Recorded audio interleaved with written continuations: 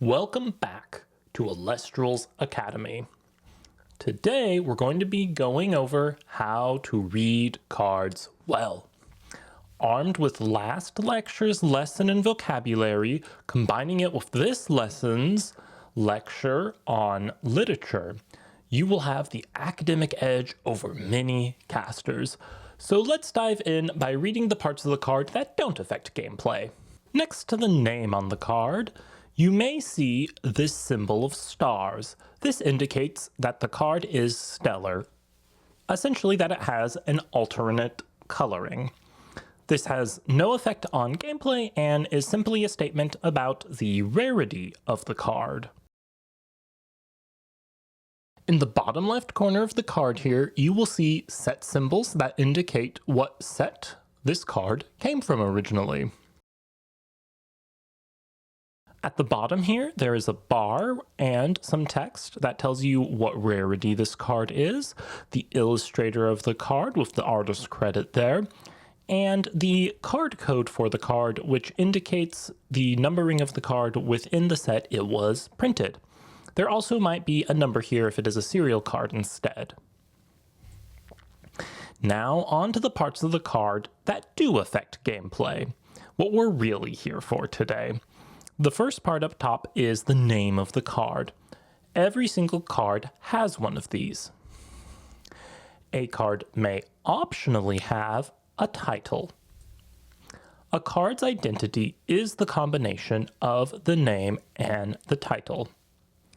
So you can have 3 copies of a card with a given identity, even if it has different stats or effects. Some examples to explain this. Ambrosia and Ambrosia Cornucopia have different identities because one of them has a title and one of them does not. So you can have 3 of each in a deck for 6 total copies of a card named Ambrosia. Because they are all named Ambrosia, they all activate Drataya. It doesn't matter that Cornucopia has a title to it. They're all still good activations. In opposition, consider the base set Viserys and the Firestorm Viserys. They both have the name Viserys with no title. This means that these cards share an identity. You may mix and match them within a deck, but only for a total combined copy of 3 cards with the identity Viserys. An Elestral card is going to have an attack stat and a defense stat in the middle of the card here. A rune, instead of having those, is going to have symbols, and if it is a newer card, words that tell you what type of rune it is. Some cards in the bottom right have a symbol to indicate the subclass of the card. Not all cards have a subclass like you can see here on Tsunami High Tide. There are cards in the game that interact with subclasses such as this Ardbud here, so they are important to know that they exist and where to look for them.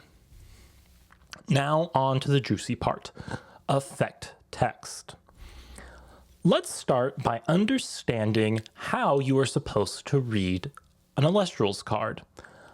An Elestrals card is supposed to always be read from the perspective of that card's owner. Let's consider this Humbust here, which has a common question embedded in it for new casters.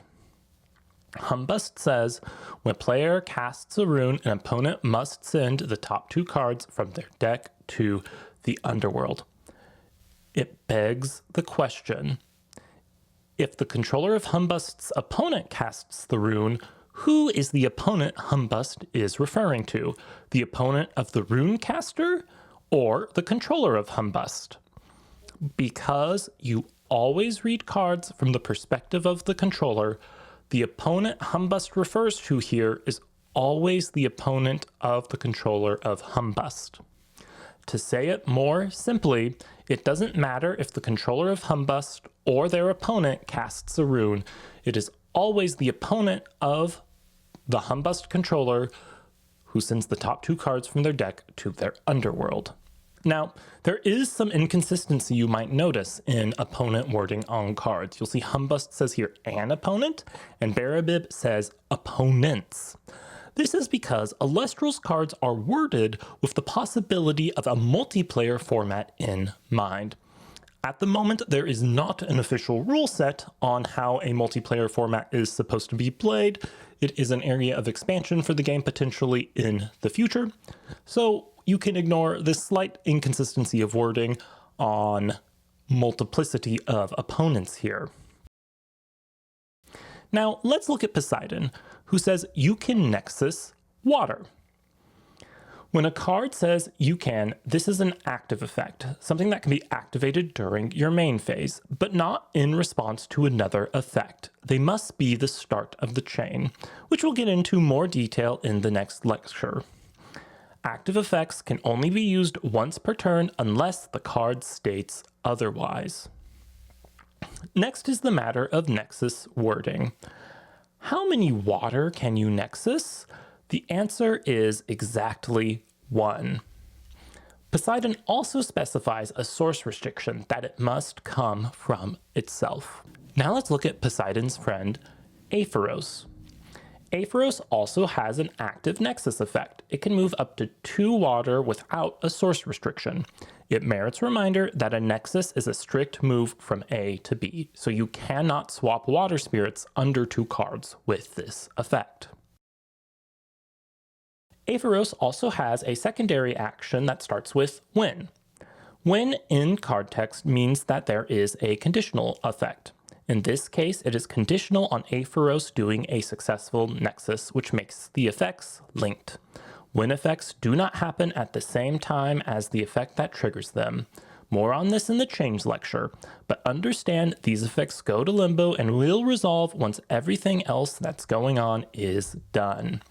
To illustrate this point, let's look at Frigicub, who can Nexus a Frost and then enchant a Frost. The question is, can Frigicub Nexus its own spirit and then save itself before being destroyed due to under-enchantment?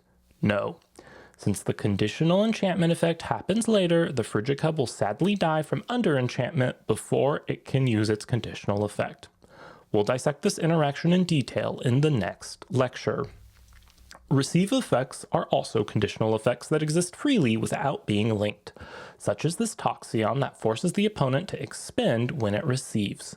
Conditional effects have no limit on how many times they can be activated in a turn unless the card specifies otherwise. When linked to an active effect, they are capped to the once per turn the active effect can be used. But for a card like Toxion, it is entirely possible to cast it for 1 receive effect trigger and then Nexus to it for a second one that turn. You'll also note the phrase 1 or more in Toxion's receive effect. This is common wording to run into. This simply means that you get 1 activation per event that gives spirits to the card regardless of count. A card that can Nexus 2 spirits only triggers Toxion once. You must activate 2 cards that Nexus or enchant independently to trigger Toxion twice. Speaking of other cards that can trigger a Nexus, some cards have multiple actions that happen at the same time. Cards like Altar of Stars say if you do. This is not a conditional effect and is not interchangeable with when. The Nexus and position change are all one continuous effect. The Nexus part is mandatory, the position change cannot occur without it. The position change, however, is optional. Let us look at another example, Tsunami High Tide. This changes the position of up to 2 Elestrals and allows enchanting a water or lunar to the field. Both halves of the effect are optional in this case, since up to 2 includes 0 in Elestrals. Neither action requires the other. When cards have multiple actions, they are resolved in the order written, so you must decide any position changes on High Tide before making enchantment selections. Finally on this topic, some cards have multiple independent effects. Lustragon, for example, has an active effect that allows a Nexus. It also has an entirely independent receive effect. It can trigger its own receive effect, as can any other Nexus card in the game. Some cards change the game state simply by existing. These are known as passive effects. Galaxy is a classic example whose existence makes Water Enchanted Elestral's stats go wonky by swapping the attack and defense. These effects are not activated and simply a statement of truth. If a card generating the passive effect becomes suppressed, it will stop applying that change to game state. Spectrus is famous for hunting Galaxy with its suppression, as it will disable Galaxy's attack swap when attacking, making it a meager 2.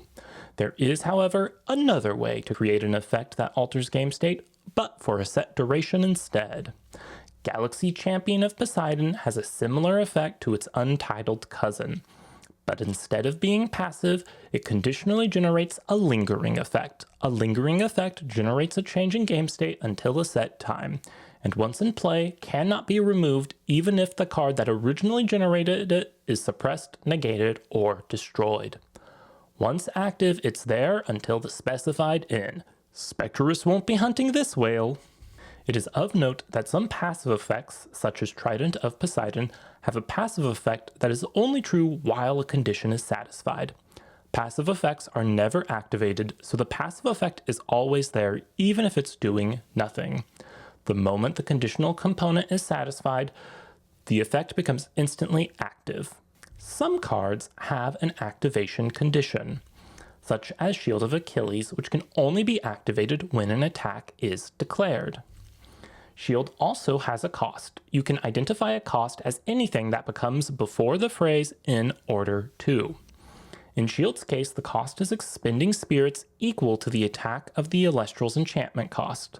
The cost must be paid immediately when activating the card and is not refunded if the card is negated. Now let's embark on our final reading exercise. Let's look at enchantment cost wording on cards. Smoltuga says, when you normal cast the Smoltuga, you can search your deck for a 1-spirit fire Elestral and add it to your hand.